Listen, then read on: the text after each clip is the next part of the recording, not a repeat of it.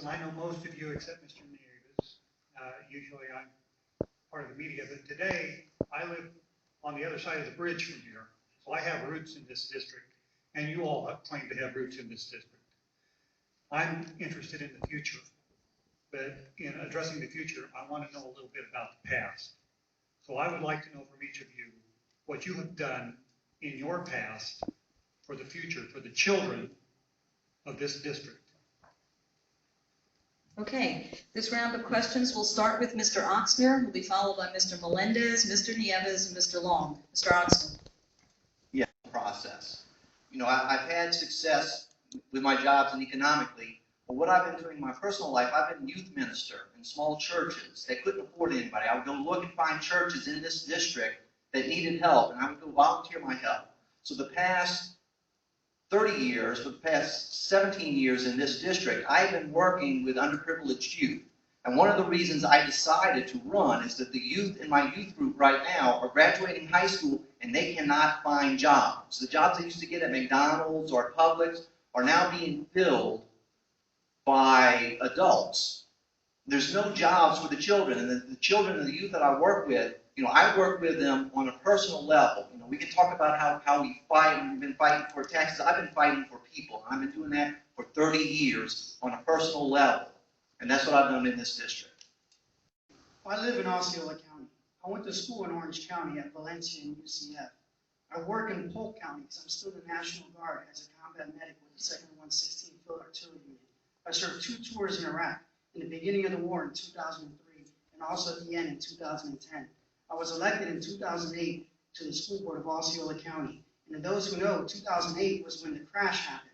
So we had to balance our books and provide high quality education with very little funding because our impact fees got hit, our property values got hit, the state contribution got hit, the federal government got hit. We got hit with the federal tsunami, so to speak, of monies coming to our schools. But you know what? Just like Ronald Reagan, I did not provide any excuses. If you look at our high schools, they're all A and B schools for the first time ever in our history. And that was contrary to the financial situation because everyone keeps saying education needs more and more money in order to improve.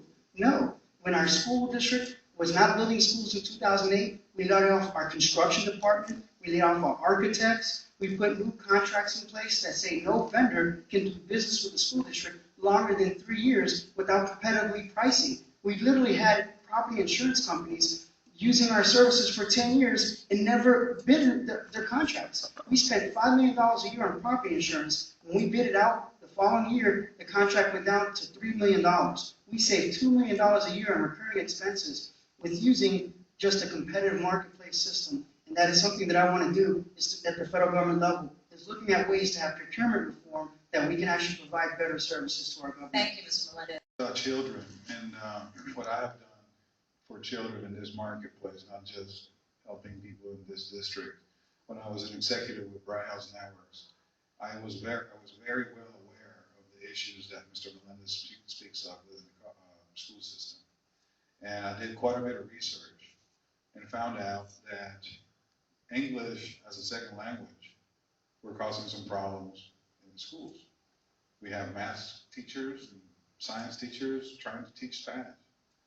And so what I did was I reached out to my company, Bright House Networks, and I pushed all the way to New York for us to open or start a channel, specific channel that focused on education and also the acculturation process, helping others that have Spanish or another language as a first language make the transition into the schools.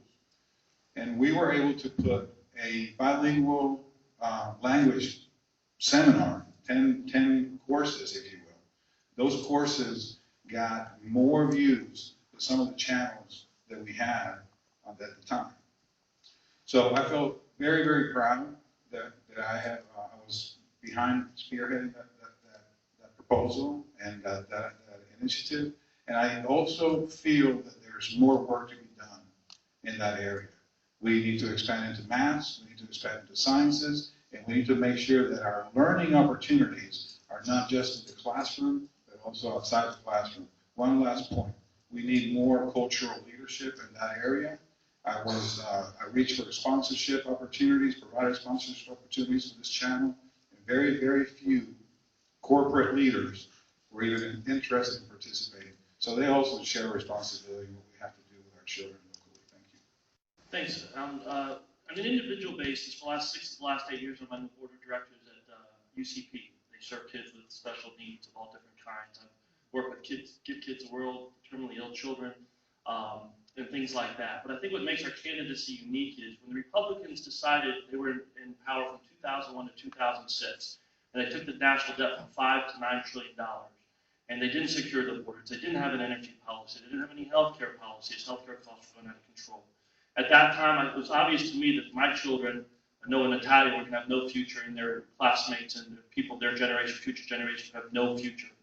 And so at that point, we began this crusade, and we fought against a four-term Republican, Rick Keller, who broke the term limits pledge, only lost by 2,000 votes, even though I never run for anything before. And the reason we almost made it up that mountain was because we had specific solutions on how to cut the budget and balance budgets, a tax code that makes sense, and other solutions such as national energy policy and how to secure the borders, doing things like E-Verify to make sure illegals were not getting jobs.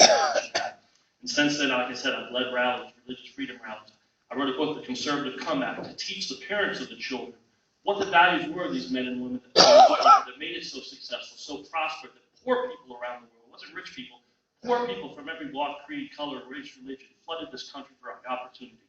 We got to get back to this notion that the government's sole purpose is to protect our God-given rights of liberty, life, liberty, and the pursuit of happiness. That's the only legitimate purpose of government, not to determine who gets what, not to manage an economy, not to bankrupt us. But I began that crusade. I'm the only one up here to fight for these things. I've been fighting for it ever since. I'll continue to do that if I'm honored enough to be your representative in Congress. 15 seconds. My family is really into this. It is not just about Julius Melendez. You know, I have the godmother of my son here in the audience, lives in Avalon Park. My wife is really involved. She's helping me out.